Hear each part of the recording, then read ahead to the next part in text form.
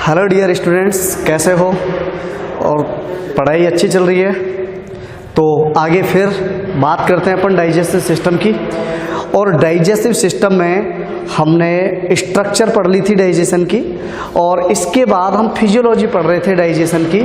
और फिजियोलॉजी के अंतर्गत हमने वक्कल कैविटी में डाइजेशन किस प्रकार से होता है उसके बारे में बात कर ली थी। उसके बाद हमने आमाशय में डाइजेशन किस तरह से होता है उसके बारे में बात कर ली थी। और अब हम बात करते हैं किसमें, देखो आमाशय के बाद जो भोजन है वो कहाँ जाता है, तुम्हें पता है क्या? स्टोमक। और स्टोमक से भोजन है वो कहाँ आएगा? Small intestine. किसमें? Small intestine. स्मॉल इंटेस्टाइन में भोजन किसके रूप में आता है?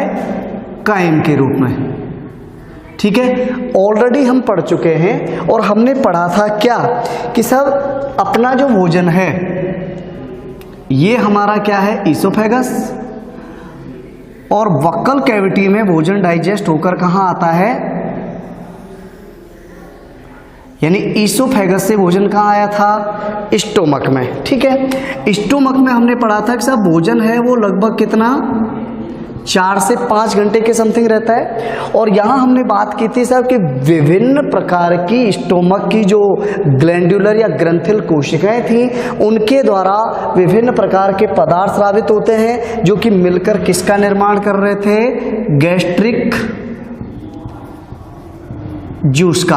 और जब भोजन है आमाशय में क्या होता है? पेरिस्टाल्टिक मूवमेंट्स होती है, तीव्र होती हैं, और भोजन को क्या किया जाता है? मथा जाता है, चूर्निंग की जाती है भोजन की। और भोजन की चूर्निंग करने के बाद हमने बात की थी कि भोजन है वो यहाँ किस अवस्था में आ जाता है। देखो याद रखना, स्टोमक के अंदर भोजन की जो अवस्था होती है वो कौन सी होती है? कायम अवस्था होती है। ठीक है ना? अब कायम अवस्था हो गई।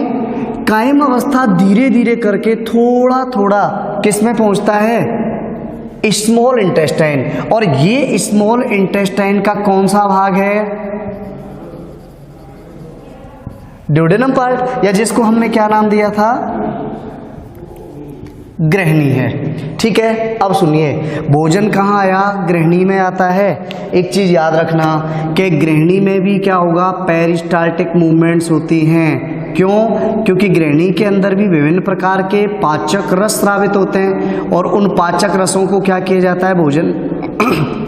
भोजन में मिलाया जाता है। ठीक है, अच्छा एक चीज और याद रखना, हमने क्या किया जब भोजन इसमें आता है, काइल की प्रकृति कैसी होती है? एसिडिक होती है। या कैसी प्रकृति होती है? अम्लीय। ठीक है, और इसका यानी पीएच बहुत ज्यादा डाउन होता है, 1.5 से 2.5 तक हो सकता है।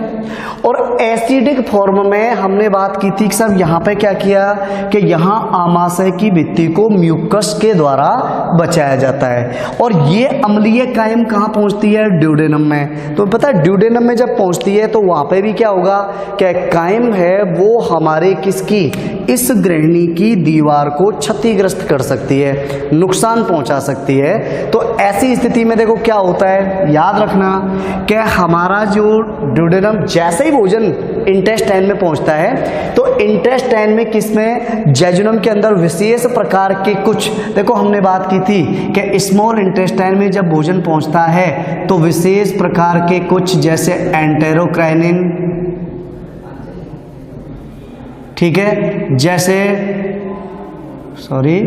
डियोक्राइनिन टाइप के कुछ क्या हार्मोन सीक्रेट होते हैं। और इनके द्वारा क्या किया जाता है सर? हमने बात की थी कि हमारी जो आंत्र होती है और आंत्र के ड्यूडेनम पार्ट के में सब म्यूकोसा के अंदर कौन सी अपन ने ब्रूनर्स ग्लैंड पाई जाती हैं। इन ब्रूनर्स ग्लैंड के द्वारा क्या होता है? हमने बात की थी नॉन एंजाइमेटिक एल्केलाइन या क्षारीय तरल स्रावित होता है। और ये क्षारीय तरल तुरंत जैसे ही कायम इसमें पहुंचता है, इससे क्या हो जाएगा, कायम से क्रिया करता है। यानी ये एल्केलाइन किससे क्रिया करता है, कायम से। और कायम की अम्लीय प्रकृति को क्या करेगा साहब, ये नष्ट करने की कोशिश करता है, ठीक है ना। रीजन, क्योंकि नहीं तो कायम की अम्लीय स्थिति है, ये गृहिणी की दीवार को क्या कर सकती है, नुकसान पहुंचा सकती है। एक काम तो ये हो गया। दूसरा, हम ये भी बात कर चुके हैं कि साहब इसके अंदर क्या होता है कि मैंने बताया था कि गृहिणी में कई रस स्रावित होते हैं। क्यों? क्योंकि तुम्हें पता है कि गृहिणी है वो सबसे ज्यादा इंपॉर्टेंट भाग, या हम कह सकते हैं कि डाइजेशन की अधिकांश जो प्रोसेस होती है वो स्मॉल इंटेस्टाइन में होती है। और स्मॉल इंटेस्टाइन में भी डाइजेशन है वो मेनली ज्यादातर कहाँ संपन्न होता है, ड्यूडेनम भाग में। रीजन देखो क्या, कि ड्यूडेनम भाग में इसलिए कि ड्यूडेनम भाग में अनेक क्या पाए जाते हैं या क्या स्रावित होते हैं साहब। देखो हम बात करते हैं कि यहां एक ग्रंथि जुड़ी होती है, ये ग्रंथि है, ठीक है। और इसको हमने क्या नाम दिया था, ये हो गई। और इस ग्रंथि को हम क्या नाम दे देते हैं, पैंक्रियाज, ठीक है। इसी के साथ में हमने देखा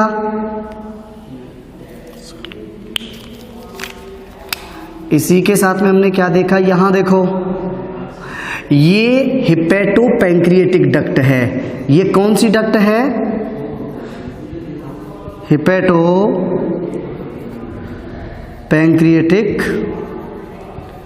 डक्ट, ठीक है। और हिपेटो पैंक्रिएटिक डक्ट क्यों, क्योंकि ये तो कौन सी है, पैंक्रिएटिक डक्ट आ रही है, यहां से ये कौन सी है, हिपेटिक डक्ट है। हमने बात की थी ना कॉमन बाइल डक्ट, ये कौन सी है, कॉमन बाइल डक्ट, सॉरी, ठीक है, कॉमन बाइल डक्ट है। और ये कॉमन बाइल डक्ट कहाँ से आ रही थी, ये स्ट्रक्चर के बारे में हम ऑलरेडी पढ़ चुके हैं साहब। और ये डक्ट यानी यहाँ हमने बात की थी, ये है, और इस जगह से क्या होता है, एक संरचना ये। तो इसका मतलब क्या हुआ, ये लीवर हो गया, ये पैंक्रियाज या अग्नाशय हो गया, और ये अपना क्या है, गॉल ब्लैडर हो गया, ठीक है। ये सिचुएशन हो गई। अब देखो सुनो, आगे हम बात करेंगे क्या, कि ड्यूडेनम या स्मॉल इंटेस्टाइन में मुख्य रूप से 3 प्रकार के पाचक रस स्रावित होते हैं। और वो 3 प्रकार के पाचक रस कौन कौन से होते हैं, सुनिए साहब। सबसे पहले हम बात करते हैं पैंक्रियाज द्वारा एक रस स्रावित होता है, जिसको हम क्या बोल देते हैं, पैंक्रिएटिक जूस कह देते हैं। समझ में आ रहा है, पैंक्रिएटिक जूस किसके द्वारा स्रावित हुआ, पैंक्रियाज। एक चीज और ध्यान रखना, देखो एक क्वेश्चन आता है, नीट में पूछा गया है क्वेश्चन, क्या हिपेटो पैंक्रिएटिक डक्ट के द्वारा स्रावित रसों को नियंत्रित करने वाला एक संरचना, ठीक है ना, या गेट के रूप में जो संरचना पाई जाती है उसका नाम। तो देखो यहाँ एक संरचना होती है जिसको मैं संरचना जब पढ़ा रहा था तो बताया था, ऑडी की अवरोधनी पाई जाती है। और इस ऑडी की अवरोधनी द्वारा सब किससे, लीवर से आने वाला रस और किससे, अग्नाशय से आने वाला रस है, उसका क्या किया जाता है, नियंत्रण किया जाता है, ठीक है ना। तो ये चीज ध्यान रखना। आगे हम बात कर लेते हैं पैंक्रिएटिक जूस। देखो पैंक्रियाज है ना, पहले ही बात कर चुके हैं, हेटेरोक्राइन टाइप की ग्लैंड है। 2 प्रकार की सेल्स पाई जाती हैं इसमें, एक एंडोक्राइन टाइप की भी होती हैं, और दूसरी क्या है, एक्सोक्राइन टाइप की भी होती हैं। एक्सोक्राइन टाइप की होती हैं उनको हम क्या बोल देते हैं, ऐसी नहीं, और इनको हम क्या बोल देते हैं, आइसोलेट्स ऑफ लैंगरहैंस, ठीक है। ये जो अब एंडोक्राइन टाइप की है, इसका मतलब इनसे अंतःस्रावी रसायन स्रावित होते हैं, जिनको हम क्या बोल देते हैं, हार्मोन बोल। Endocrine endocrine isolates of Langerhans और एक्सोक्राइन टाइप की ग्लैंड होती हैं, या सॉरी कोशिकाएं होती हैं, उनको अपन क्या कह देते हैं, पैंक्रियाटिक एसिनाई। याद रखना इनसे हार्मोन स्रावित होते हैं, और अपन बात कर चुके थे जैसे अल्फा सेल द्वारा ग्लूकागोन, बीटा सेल्स द्वारा इंसुलिन, ठीक है ना।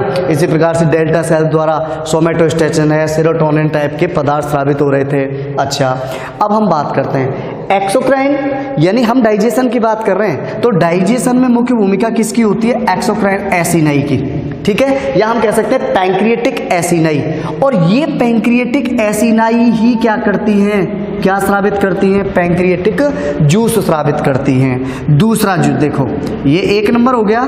2 नंबर अगर बात करें तो बाइल जूस, क्या है, बाइल जूस, इसको पित्त रस कहते हैं साहब। और पित्त रस किससे स्रावित होता है, देखो ये रहा लीवर, और इस लीवर के द्वारा कौन सा द्रव जूस स्रावित होता है, पित्त रस स्रावित होता है, ठीक है ना। और तीसरा होता है कौन सा, जिसको हम बोल देते हैं साहब क्या, इंटेस्टाइनल जूस, क्या बोलेंगे, इंटेस्टाइनल जूस कह देते हैं, ठीक है। याद रखना ये आंत्र के इलियम पार्ट द्वारा स्रावित होता है, और इस इंटेस्टाइनल जूस को याद रखना सक्कस एंटेरिकस भी कहते हैं। क्यों, क्योंकि इंटेस्टाइनल ग्लैंडुलर सेल्स के द्वारा स्रावित कुछ पाचक रस, उसके साथ ही गोबलेट सेल्स द्वारा म्यूकस मिलते हैं, और मिलकर जो रस बनाते हैं उसी को हम क्या है, इंटेस्टाइनल आंतरीय रस या सक्कस एंटेरिकस भी कह देते हैं। याद रखना इसको हम क्या भी कहेंगे भाई, सक्कस एंटेरिकस भी कहते हैं। ये 3 प्रकार के जूस स्रावित होते हैं, कहाँ, ड्यूडेनम, ठीक है, या अपन कह सकते हैं स्मॉल इंटेस्टाइन में पाचन के लिए। अब हम इनका अलग अलग से अध्ययन करेंगे कि इन सभी जूस का क्या काम होता है, ठीक है। तो सबसे पहले हम बात करते हैं किसकी, पैंक्रियाटिक जूस की, ठीक है। चलो अब हम बात करते हैं पैंक्रियाटिक जूस।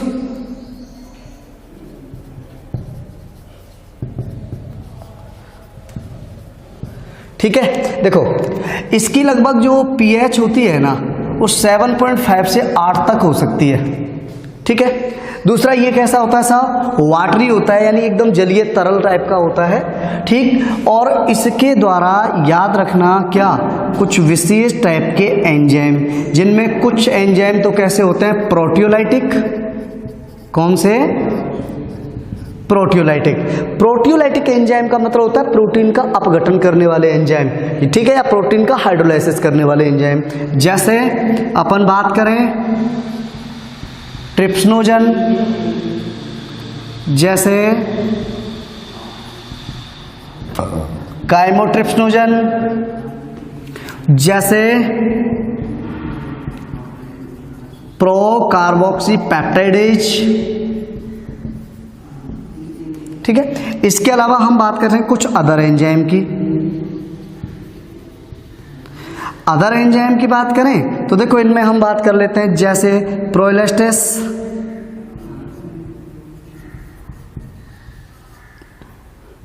ठीक है। बात करें अपन क्या, नेक्स्ट प्रोएलेस्टेस के अलावा जैसे pancreatic amylase, pancreatic lipase, nuclease आदि, ठीक है। एक चीज याद रखना, पैंक्रियाटिक जूस को हम क्या बोलते हैं, कंप्लीट जूस भी कहते हैं। क्या बोलते हैं इसको, हम देखो एक नाम देते हैं इसको, कंप्लीट जूस भी कहते हैं। रीजन कि सब इसको कंप्लीट जूस सर क्यों कहते हैं, तो हमने बात की थी कि आमाशय में देखा था पेप्सिन प्रोटीन पाचक एंजाइम था, उसके अलावा वहां पर किसका, कार्बोहाइड्रेट का पाचन नहीं किया जा रहा था, लेकिन अग्नाशय द्वारा स्रावित जो रस होता है उसमें वो सारे एंजाइम उपस्थित होते हैं, जो जैसे देखो ये सारे एंजाइम हैं, इनके द्वारा किसका पाचन हो रहा है, प्रोटीन का, ठीक है ना। ये अपन बात करें इनसे इलास्टिन फाइबर जो भोजन में उपस्थित रेशे होते हैं, ठीक है। एमाइलेज इसके द्वारा किसका पाचन होता है, अपन बात करें साहब इसके द्वारा स्टार्च का पाचन होता है। लाइपेज है, इसके द्वारा किनका, लिपिड्स का पाचन होता है। और इनके द्वारा क्या होता है साहब, न्यूक्लिक एसिड, ठीक है ना, उनका पाचन होता है। ठीक है, तो ये चीज ध्यान रखना। अब सुनिए सब, यहां हम बात करें, देखो प्रोटीन का भी पाचन करने वाले एंजाइम उपस्थित हैं, स्टार्च का भी और लिपिड्स का भी। इसका मतलब कंप्लीटली पाचन करने वाले रस इसमें उपस्थित हैं, इसलिए हमने इसको क्या नाम दिया, कंप्लीट जूस भी कहते हैं। अब देखो आगे एक चीज ध्यान रखना कि ये जो प्रोटियोलाइटिक एंजाइम हैं, ये प्रोटियोलाइटिक एंजाइम कौन सी अवस्था में पाए जाते हैं, इनएक्टिव फॉर्म में पाए जाते हैं। किस में पाए जाते हैं, इनएक्टिव फॉर्म में, निष्क्रिय अवस्था में पाए जाते हैं। अब निष्क्रिय अवस्था में पाए जाते हैं, लेकिन तुम्हें पता है कि जब डाइजेशन की फिजियोलॉजी स्टार्ट होगी, तो डाइजेशन की फिजियोलॉजी स्टार्ट होने पर इनको पहले क्या किया जाता है, सक्रिय किया जाता है। ठीक है ना, क्योंकि ये जब पाचन है, पाचन में स्टेप बाय स्टेप ये काम करते हैं। तो देखो क्या होगा, अपन बात कर लेते हैं। ठीक है ना, देखो सबसे पहले हमने काम किया क्या, हमारे पास कौन सा एंजाइम था,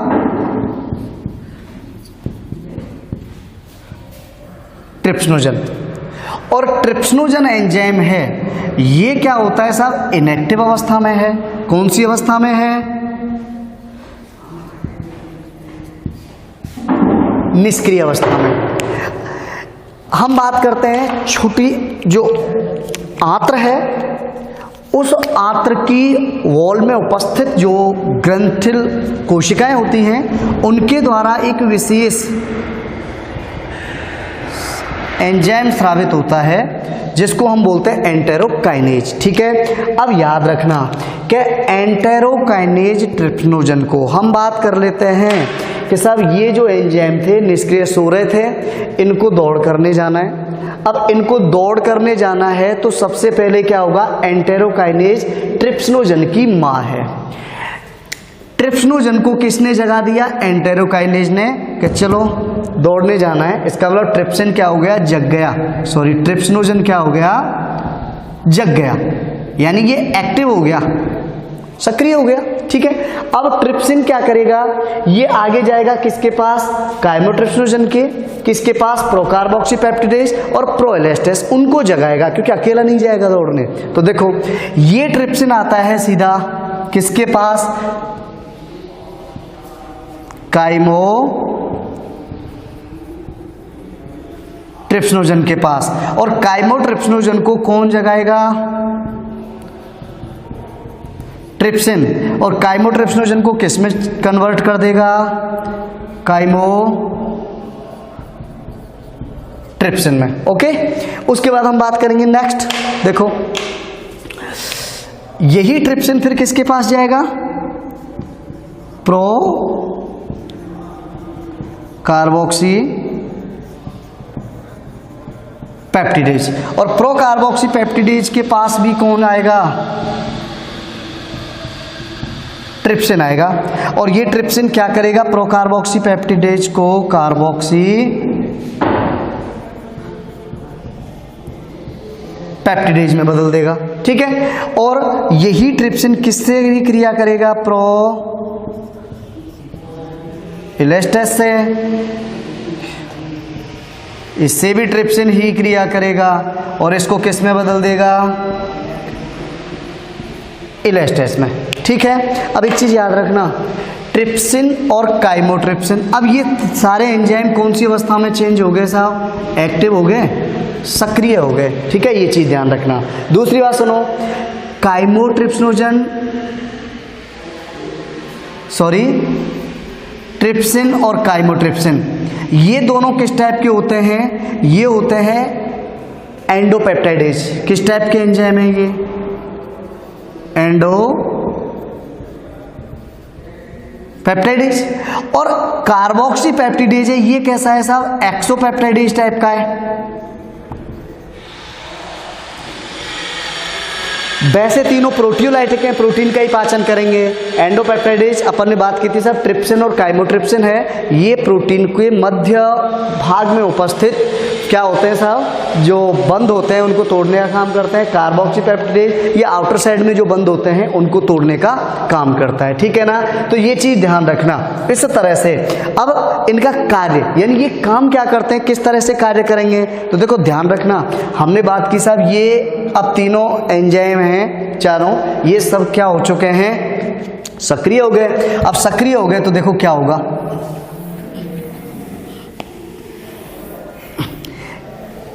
चलो इससे पहले हम एक दूसरे अपने जूस की बात कर लेते हैं, क्रिया एक साथ ही बताएंगे फिर सबकी।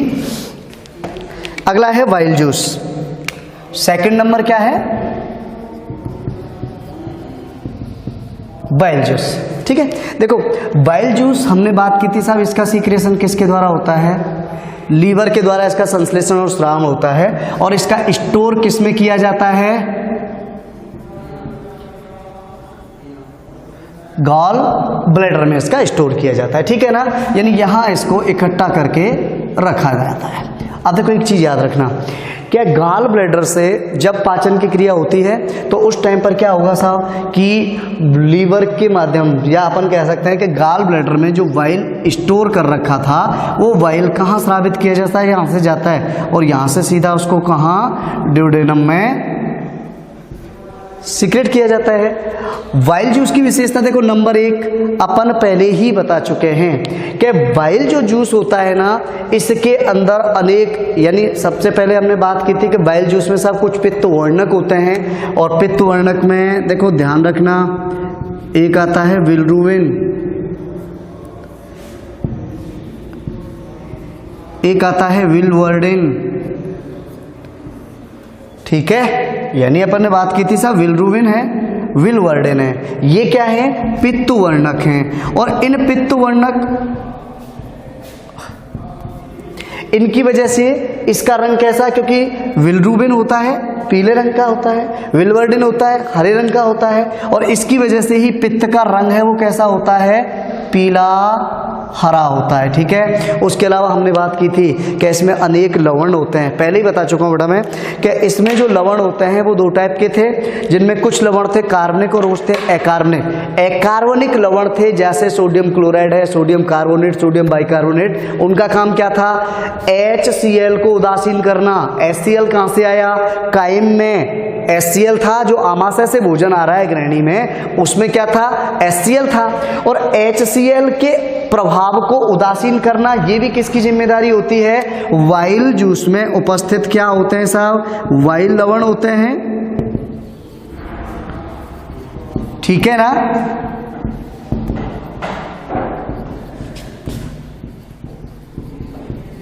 ये उसके अलावा हमने बात की थी क्या कि इसमें कुछ कार्बनिक लवण और पाए जाते हैं, और उनमें जैसे हमने बात की थी क्या, सोडियम ग्लाइकोलेट है, जैसे सोडियम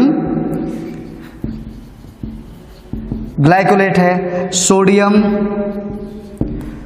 टॉर्कोलेट है, ठीक है ना।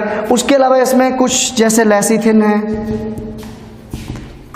मॉलिक्यूल्स भी उपस्थित होते हैं। पता है इनका क्या काम होता है, इनका काम होता है साहब, क्योंकि तुम्हें पता है कि अग्नाशय से स्रावित होने वाला लाइपेज एंजाइम डायरेक्ट वसा पर अपना प्रभाव अच्छी तरह से प्रदर्शित नहीं कर पाता, इसलिए पहले वसा को क्या किया जाता है, देखो ध्यान रखना कि पहले वसा को हम क्या करते हैं, इमल्सीफाई करते हैं। इसका मतलब याद रखना कि ये जो कार्बनिक लवण पाए जाते हैं वाइल में, ये किसका, फैट इमल्सिफिकेशन या वसा पायसीकरण करते हैं। और पायसीकृत वसा पर ही फिर आगे कौन काम कर पाता है, अग्नाशयी लाइपेज या पैंक्रियाटिक लाइपेज क्या करता है, कार्य कर पाता है, ठीक है ना।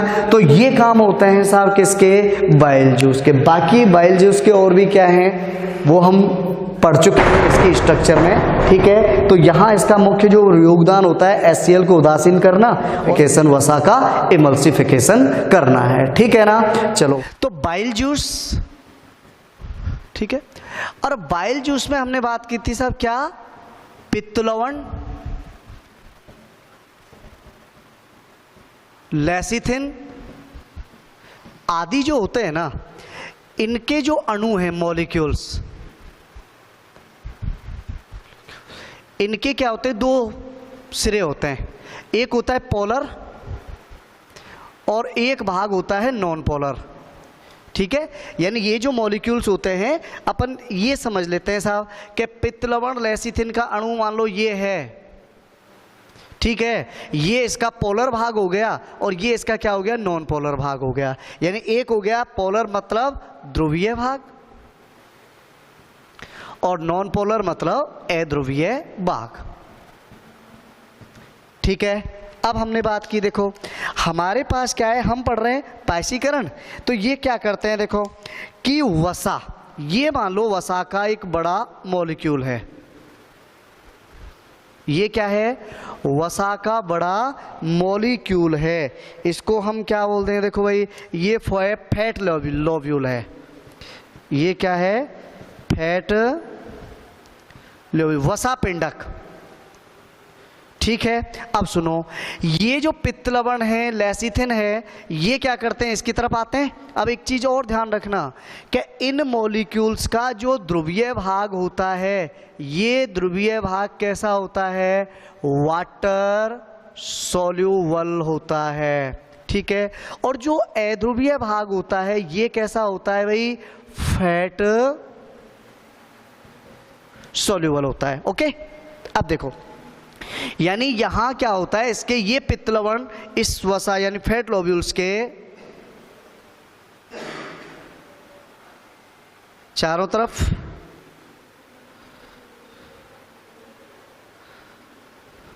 ठीक है, अब सुनो, ये इसका कौन सा भाग,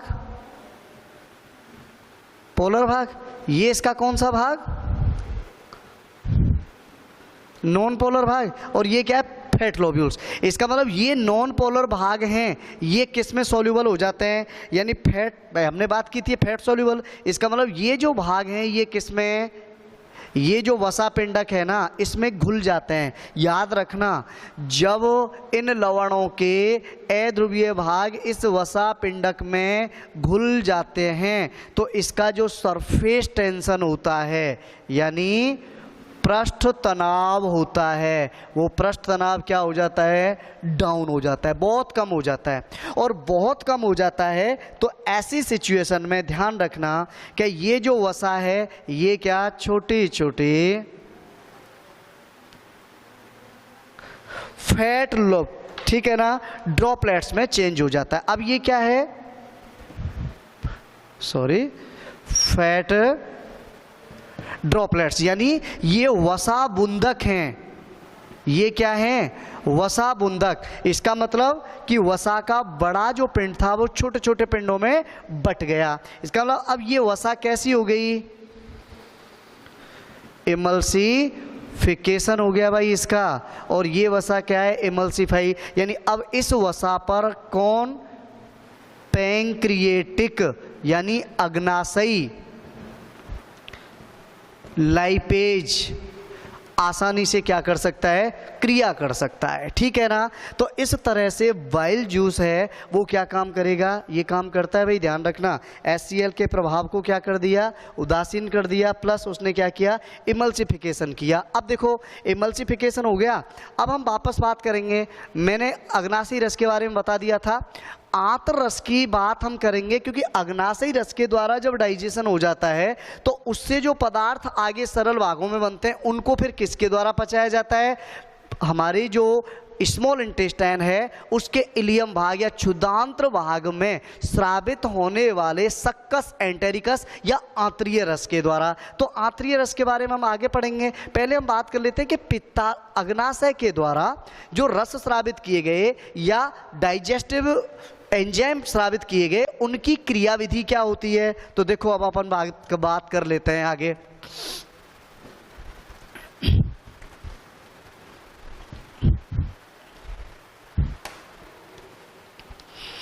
देखो हमारे पास क्या था, अपन ने देखा साहब क्या, प्रोटियोज, पेप्टॉन्स,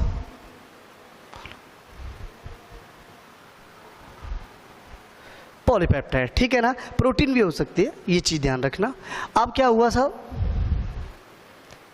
ये पदार्थ, इन पर कौन प्रभाव प्रकट करेगा, हम पहले ही पढ़ चुके हैं कि अग्नाशय द्वारा ट्रिप्सिनोजन स्रावित किया गया था, जिसको एंटेरोकाइनेज, देखो बात करते हैं हम, क्या स्रावित हो रहा था,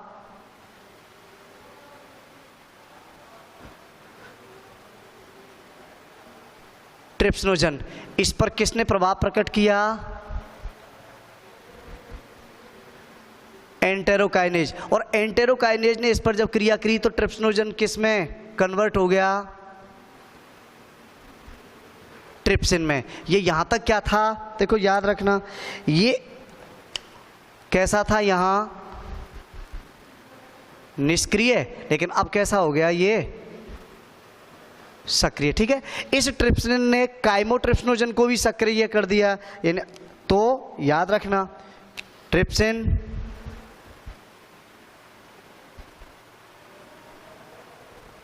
काइमोट्रिप्सिन, ओके। अब देखो इससे क्या हुआ,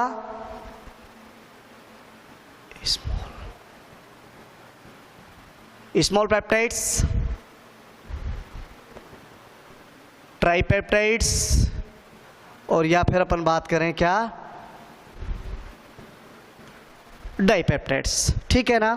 अब सुनो, याद रखना प्रोटियोलाइटिक आमाशय द्वारा जो प्रोटियोलाइटिक एंजाइम थे, ट्रिप्सिन था, काइमोट्रिप्सिन था, प्रो कार्बोक्सी पेप्टिडेज, जिसको ट्रिप्सिन ने कार्बोक्सी पेप्टिडेज में चेंज किया था। तो देखो हम क्या करेंगे, वो क्या करता है, ये दोनों कैसे थे, एंडोपेप्टाइडेज थे, और कार्बोक्सी पेप्टिडेज है वो कैसा होता है साहब, ध्यान रखना, एक्सोपेप्टाइडेज। अब ये उसका जो प्रोसेस होता है वो क्या करेगा, जो स्मॉल पेप्टाइड्स हैं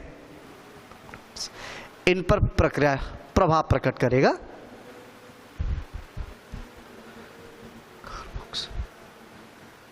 कार्बोक्सी पेप्टिडेज, ओके। और कार्बोक्सी पेप्टिडेज है, ये क्या करेगा, एमिनो एसिड और डाइपेप्टाइडेज में कन्वर्ट हो जाता है, ठीक है। अब तुम्हें पता है, यानी यहां पर हमें क्या प्राप्त हो रहा है, एमिनो, ये ध्यान रखना, तीनों प्रोटियोलाइटिक एंजाइम, ठीक है ना। तो पित्ताशय, सॉरी अग्नाशय, अग्नाशय के द्वारा यानी हमें क्या चाहिए भाई, प्रोटीन का लास्ट प्रोडक्ट क्या है, एमिनो एसिड है, ये चीज ध्यान रखना। कुछ जो डाइपेप्टाइड्स वगैरह होते हैं, इनको इंटेस्टाइनल जूस में जो डाइपेप्टिडेज होते हैं, जो एंटेरोसाइट सेल्स द्वारा स्रावित, वहां पर अपन क्या करेंगे, डाइजेस्ट कर लेंगे। बाकी लगभग पाचन हो रहा है, ठीक है। अब सुनिए, अगली बात कर लेते हैं, ये प्रोटियोज हो गए। नेक्स्ट हमारे पास क्या है, देखो मैंने बात बताई थी, इसको कंप्लीट क्या कह देते हैं, जूस कह देते हैं, किसको, सॉरी अग्नाशय द्वारा स्रावित। क्या करेंगे, नेक्स्ट हमारे पास बचा क्या, कार्बोहाइड्रेट, अपन बात कर लेते हैं, स्टार्च है,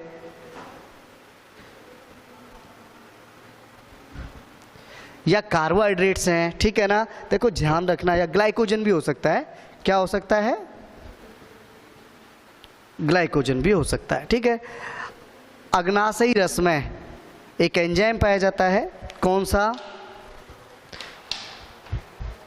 देखो इसको बोलते हैं पैंक्रियाटिक एमाइलेज, ठीक है। स्ट्रॉन्ग होता है ये, और ये लगभग आधा घंटे के समथिंग क्या करेगा, कि जो स्टार्च है, कार्बोहाइड्रेट्स हैं, ग्लाइकोजन है, इनका पाचन करता है, और इनका पाचन करने के बाद ये देखो ध्यान रखना किस में कन्वर्ट कर देता है, माल्टोज में कन्वर्ट कर देता है, ठीक है। उसके अलावा अपन बात करें तो माल्टोज, या फिर ये क्या बनाएगा, ओलिगो सैकेराइड्स, ठीक है ना। अब सुनो आगे, नेक्स्ट हमारे पास क्या बच रहा है, देखो प्रोटीन का पाचन हो गया, यहां हमने बात की स्टार्च, कार्बोहाइड्रेट्स, ग्लाइकोजन, इसका पाचन हो गया, ठीक है ना। अच्छा, अब हम बात करते हैं साहब, हमारे पास क्या बचा, फैट। कैसी है ये, अभी मैंने बताया था पाइसीकृत है, यानी ये क्या है, इमल्सीफाइड है, ठीक है। या इसको हम क्या बोल देते हैं, ट्राइग्लिसराइड भी बोल सकते हो, ट्राइग्लिसराइड। अब देखो ये ट्राइग्लिसराइड के रूप में है,